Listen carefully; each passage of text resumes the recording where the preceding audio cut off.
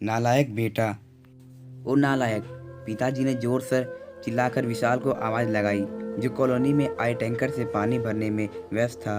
गर्मी के दिनों में पानी की किल्लत के कारण 3 दिन में ही टैंकर से पानी की आपूर्ति होती थी। आवाज़ सुनकर विशाल बोला, आया पिताजी। विशाल को पानी भरने के बाद के कामों में फहरिस्त संभाल दी थी।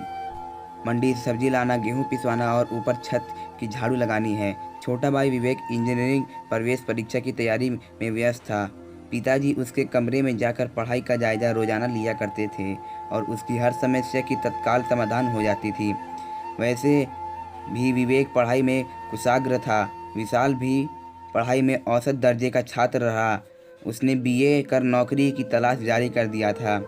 कुछ दिनों के बाद विवेक का परिणाम आ चुका था। वह अव्वल रैंक के साथ इंजीनियरिंग कॉलेज में चयनित हो चुका था। घर पर छोटे बेटे की सफलता पर उत्सव का माहौल था। पिताजी ने पूरे मोहल्ले में भरकर मिठाई बंटवाई, पैसों की व्यवस्था कर छोटे बेटे का दाखिला इंजीनियरिंग कॉलेज में करवा दिया। अगले ही महीने बड़े बेटे विशाल का भी बैंक में क्लर्क की पोस्ट पर चयन हो गया।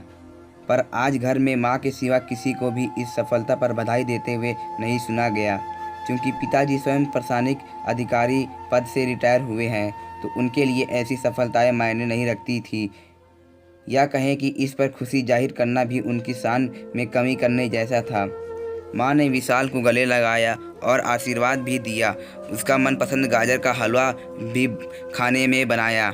छोटी बहन अनु भी अपना रोल मॉडल विवेक भैया को ही मानती थी और अपनी पढ़ाई की सारी चर्चाएं भी उन्हीं से फ़ोन पर करती थी। विशाल ने कई बार छोटी बहन से पूछा था कि पढ़ाई में कभी दिक्कत हो तो पूछ लेना।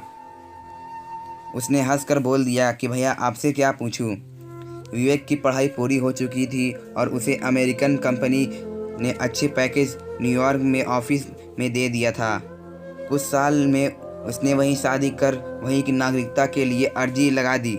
अब तो उसका घर आना भी वर्ष में एक ही बार होता था। विवेक ने फ़ोन पर ही शादी की खबर भी एक वर्ष के बाद बच्चे होने की खबर के साथ घर पर दी थी। पिताजी अपमान के भाव को मन के अंदर ही दफन कर खुशी से आशीर्वाद देने का अभिनय कर रहे थे। बाद में फ़ोन का रिसीवर कोमान को थमा दिया और अपने कमरे में चले गए।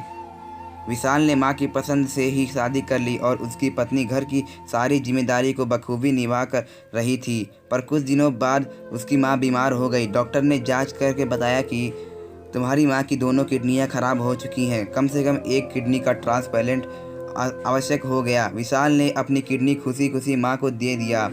जब खबर विवेक तक पहुंची तो छुट्टी नहीं मिलने की मजबूरी बताकर आने से असमर्था जता दिया। आज पहली बार पिताजी ने नालायक बेटे को गले लगाकर फफक कर रो रहे थे।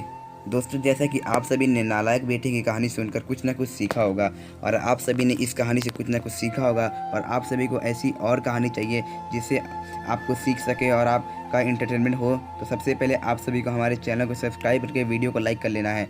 अब हम आपको मिलते हैं नई कहानी के साथ नई वीडियो में। तब तक के लिए टाटा बाय बाय।